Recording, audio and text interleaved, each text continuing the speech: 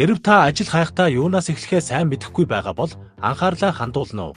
Би бас анхандаа ажилд орох зорилгоор маш олон өргөдөл хүсэлт бөгөлсөн боловч нэг л болж өгөхгүй, намайг авахгүй, үүнээсээ болж их бухимдаж байсан.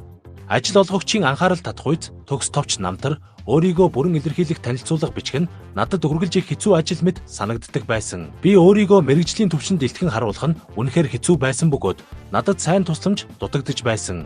Тэр үед би Star Personal гэдэг мэрэгжлийн профайл үүсгэж өгдөг үйлчилгээ байдгийг олж мэдсэн. Энэ байгууллага нь хүмүүсийн хувийн мэдээллийг ажил олгогчийн анхаарал татахуйцаар боловсруулан сайжруулах чиглэлээр мэргэшсэн баг хамт олон юм. Тэд эхлээд миний танилцуулга, товч намтрыг эхнээс нь бүр шинээр бичиж өгсөн.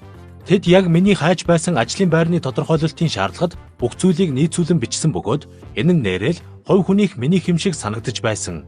Миний ажлын туршлагыг үнэхээр анхаарал татахуйцаар илтгэн харуулсан нь сэтгэл хөдлөж байсан. Тэд бас миний фото зургийг мэрэгжлийн түвшинд авч танилцуулгад маань оруулсан.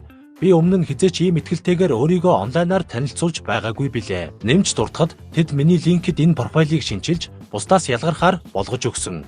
Харагдах байдлын сайжралт үнэхээр бодиттой нөлөөлдөг гэж юу?